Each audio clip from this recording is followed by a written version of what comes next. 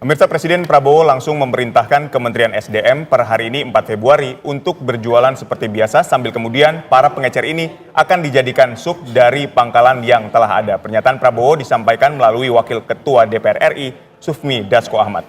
Aturan yang diterapkan hari ini bagian dari penertiban harga LPG subsidi agar tidak melonjak di tengah masyarakat. Apakah karena antrian gas melon yang membludak dan keluhan masyarakat yang memicu pemerintah meninjau ulang kebijakan larangan menjual LPG 3 kg di pengecer? Sudah bersama kami anggota Komisi 12 DPR RI dari fraksi Gerindra, Ramson Siagian, dan juga pakar kebijakan publik UNPAD, Profesor Didin Muhafidin, yang saat ini sudah bersama kami di studio. Selamat sore Bapak-Bapak. Selamat sore Windy, Mas Adit.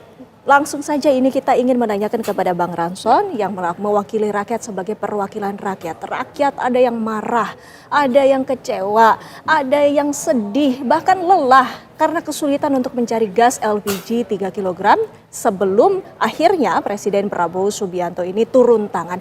Bagaimana ini Bang? Sebenarnya stok LPG sangat cukup.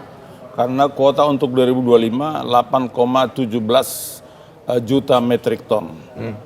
Juga untuk untuk Provinsi Banten sekitar 400 sekian ribu metrik ton. Juga untuk Jakarta sekitar 400 ribu sekian ton. Jadi nggak ada masalah soal stok. Ini masalahnya mungkin Pak Menteri SDM sewaktu sekitar Januari ada temuan-temuan yang di lapangan atau mungkin di pengecer atau ada keluhan harganya rada tinggi sehingga terlalu reaktif langsung membuat kebijakan melarang pengecer untuk mendistribusikan atau menjual LPG 3 kg. Terus diminta agar langsung pangkalan. Memang selama ini pangkalan itu menjual langsung ke konsumen dengan membawa KTP karena sistem Pertamina semua sudah cukup bagus, cuman sekian puluh % bisa dijual ke pengecer. Jadi memang ada daerah-daerah tertentu kalau jauh dari pangkalan mereka datang ke pengecer, apalagi di Jakarta sama di Banten. Jadi sehingga udah di stop pengecer, akhirnya sulit mereka mendapatkan, seakan-akan langka. Sebenarnya tidak langka, ada stok. Cuman itu seharusnya kalau Menteri SDM membuat kebijakan untuk melarang pengecer, harus disiapkan solusi dampak dari kebijakan tersebut. Itu sebabnya Bapak Presiden Prabowo sudah mengambil keputusan, sangat bijak, rakyat sangat senang, karena sebelum siap solusi terhadap dampak suatu kebijakan, jangan langsung dipaksakan kebijakan tersebut. Karena pengecer-pengecer itu juga sebenarnya keuntungan mereka juga tidak terlalu banyak, apalagi mereka kuantiti yang dijual juga nggak banyak. Beda misalnya dengan pangkalan. Karena itu kan ada titik break even point itu antara fixed cost mereka dengan berapa tabung yang mereka jual. Di sini memang ya diperlukan kebijakan yang tepat dari pemerintah. Memang kemarin itu di situ sedikit mungkin kesalahan Menteri SDM yang langsung menstop pengecer. Kalau Bapak Prabowo tidak langsung turun tangan, ini bisa banyak gejolak terus. Jadi malah berbahaya. Padahal Bapak Prabowo Subianto kebijakan beliau adalah ekonomi kerakyatan. Jadi beliau sangat memihak untuk masyarakat kecil. Baik, saya ingin ke Prof. Didin. Prof. Didin, ini melihat kebijakan baru yang kemudian dikeluarkan malah membuat karut-marut, antrian yang begitu panjang, bahkan ada dugaan di Pamulang ada salah satu ibu yang meninggal dunia karena kelelahan begitu mengantri dari gas LPG 3 kg ini. Anda melihat seperti apa kebijakan ini, bahkan sampai Pak Presiden ini harus turun tangan? Baik, terima kasih Mas Adit ya. Dalam kebijakan publik itu kan kebijakan ada 4 lah ya. Yang pertama namanya kebijakan distribusi, yaitu kebijakan bagaimana membagikan sumber daya alam yang dimiliki oleh negara untuk rakyat ya, untuk kesehatan rakyat. Nah ini saya kira bentuk kebijakan distribusi. Nah di situ kan sudah diatur juga dalam keputusan Menteri ya 37 2023, itu kan di sana diatur ada 4 yang boleh dapat ya, dari mulai rumah tangga, petani sasaran, nelayan sasaran, dan UMKM ya, usaha mikro. Nah kelemahannya tadi Pak Ramson, sampai detik ini itu kriteria itu kan belum jelas. Rumah tangga itu siapa, petani sasaran itu siapa, nelayan sasaran itu siapa, ya, termasuk apa usaha mikro itu siapa. Nah ini yang akhirnya pasti menimbulkan carut marut.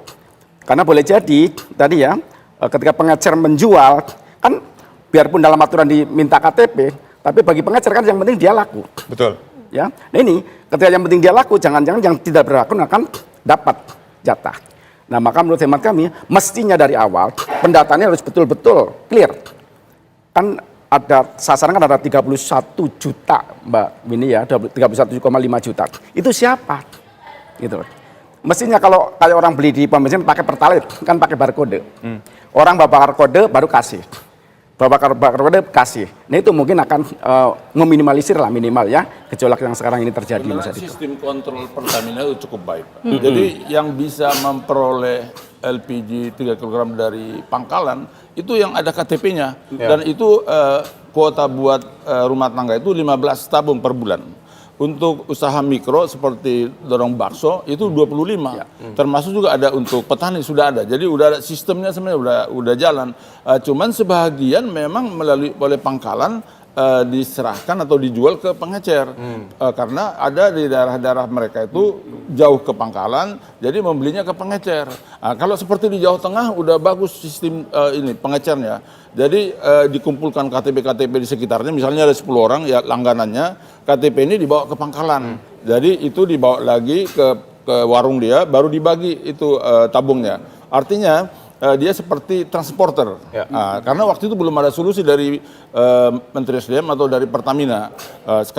Tahu tiba-tiba dilarang pengecer. Kalau sekarang nanti dengan sementara diproses instrumen sub pangkalan, tetap pengecer jalan ini sudah sangat baik kebijakan Bapak Presiden Prabowo.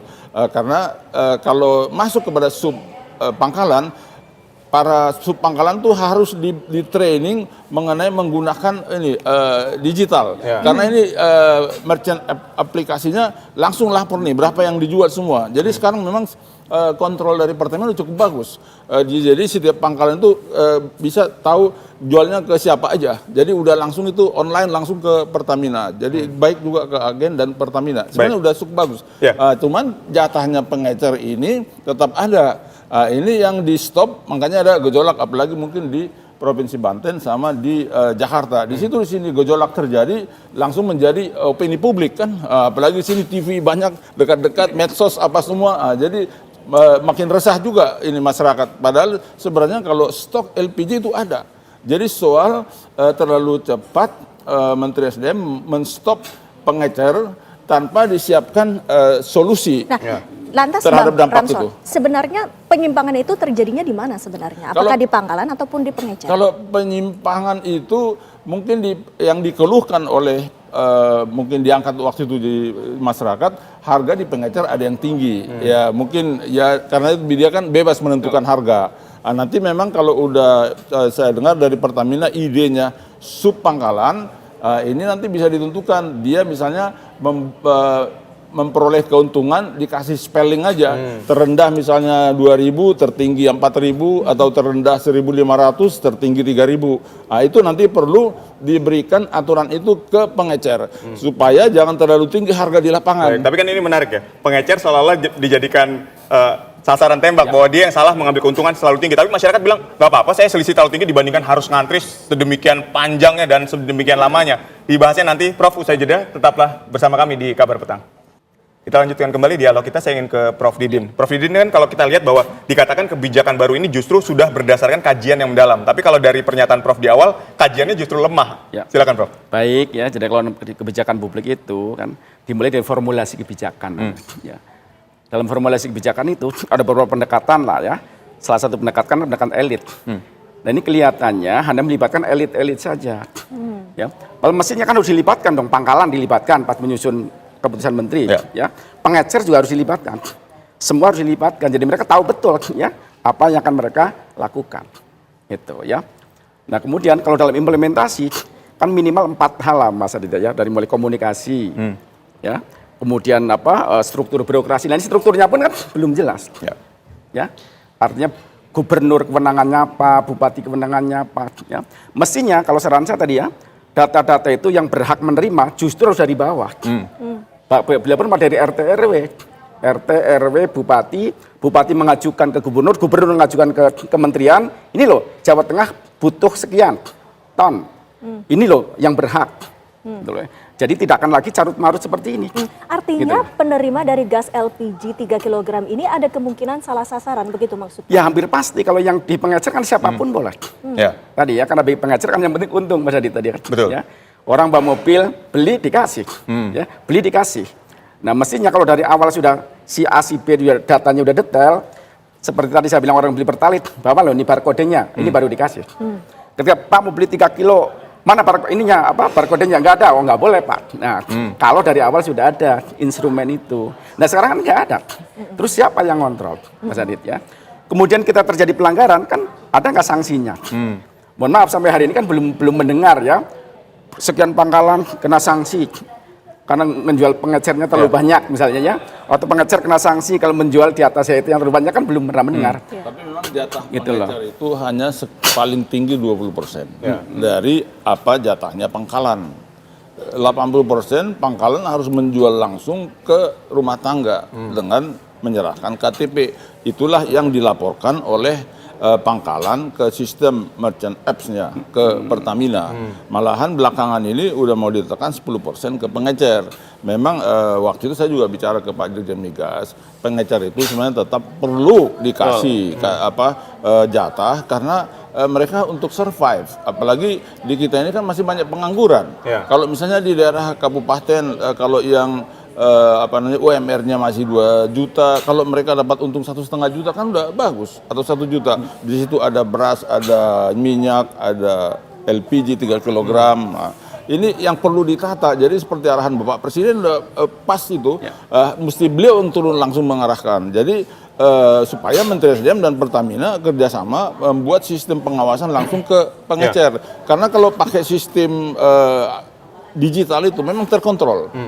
Kita udah pernah lihat juga ke lapangan. Baik, Bang Rasom, tadi kan dikatakan oleh Prof. Didin, kalau di tingkat pengecer itu hanya sebatas keuntungan aja yang dicari sebetulnya. Sebetulnya bagaimana solusi supaya di tingkat pengecer ini tidak salah sasaran? Karena kan kalau kita lihat, ya siapa saja yang membeli di tingkat pengecer tidak pernah ditanyakan KTP gitu. Artinya dari ekonomi rumah tangga yang misalnya katakanlah menengah sampai menengah atas saja bisa saja mendapatkan gas LPG 3 kg. Makanya kalau nanti pengecer ditingkatkan menjadi sub pangkalan, dia harus dikasih, dia punya HP minimal. Jadi pakai merchant apps, jadi dari sini langsung bisa setiap ada pembeli udah harus ditunjukkan KTP-nya, itu langsung online seperti yang dilakukan pangkalan. Memang kalau pangkalan itu modalnya besar, tapi pengecer kan modalnya kecil. Jadi lebih bagus tadi akan diberikan training oleh mungkin Pertamina dan Kementerian SDM agar pengecer yang meningkat menjadi sub pangkalan di training untuk menggunakan itu sehingga terkontrol. Kalau itu betul-betul terkontrol. Tetapi juga mereka harus dikasih jatah juga jangan terlalu kecil. Karena kita harus lihat juga dari sisi ekonomi break even point-nya kan. Bukan hanya 20% tadi ya? Bukan, maksud saya jumlah 20% itu kan bukan untuk satu pengecer. Misalnya pangkalan punya jatah 2.000 per bulan. Kalau 20% misalnya 400 itu kan banyak pengecer. Iya, gitu. Banyak pengecer. Ya seperti itu. Jadi harus dilihat jangan juga terlalu sedikit, karena terlalu sedikit dia jadi ambil untung per kuantitinya besar. Kan gitu, ada teori ekonominya itu kan. Ya, jadi kalau makin besar bisa diturunkan harga tapi tetap di atas break even point dia. Jadi harus dipikirkan juga sampai ke sana oleh pembuat kebijakan. Itu tingkat Menteri SDM lah ya sama Pertamina. Ya, Prof. Didin, jika Anda melihat ini, apakah dengan diadakannya sub pangkalan ini merupakan solusi yang paling tepat untuk direalisasikan? Ya. Saya kira betul, yang penting seleksinya harus ketat, ya. Karena pengecer kan ada yang pengecer kecil, ya. Ada yang paling berat cuma berapa tabung, ya. Dan kan yang kan pasti biasanya ditarget masalahnya oleh pangkalan kan ditarget. Habis berapa baru dikirim kan, gitu loh. Ketika stoknya banyak itu mungkin minggu depannya nggak dikirim lagi, karena sistemnya kan target. Nah, ketika di sistem ditarget pasti pengecer akan secepatnya, apalagi dijadikan sub pangkalan ya dia akan secepatnya menjual ya. Nah itu ya barangkali yang kontrolnya menjadi lemah. Bahkan menurut saya justru tadi betul betul seleksi ketat betul mana pengecer yang memungkinkan untuk ditingkatkan menjadi pangkalan. Ya. Karena kalau tidak ada seleksi juga bahaya. Itu ya. Dan sebenarnya ada yang lebih mendasar lagi Mas Adit. Sebenarnya bukan masalah itu aja sebenarnya. Kenapa ilmiah? Pertama saya bilang ya, ini kan disparitas harga terlalu tinggi antara yang subsidi dengan yang non subsidi. Yang subsidi kan 6.000 sekilo. Yang non subsidi itu kan hampir 20.000. Karena 200.000 kan. 12 kilo ya. Ya, betul. Artinya apa? Nah ini kemungkinan besar justru yang saya khawatirkan tadi ya, yang 3 kilo dimasukin ke 12 kilo, itu pengawasannya harus lebih ekstra. Akhirnya tabung-tabung yang 3 kilo kan berkurang banyak. Karena mending dijual ke yang non subsidi. Nah, ini, Sebenarnya dengan misalnya sistem gitu. yang sekarang nggak bisa lagi seperti itu. Karena udah terdata setiap pembelian tabung 3 kilogram itu udah harus dilapor, termasuk nomor NIK yang membeli itu melalui sistem itu. Cuman kalau pengecer belum. Dengan nanti sub pangkalan juga harus di training seperti itu. Kalau pangkalan udah semua membuat seperti itu.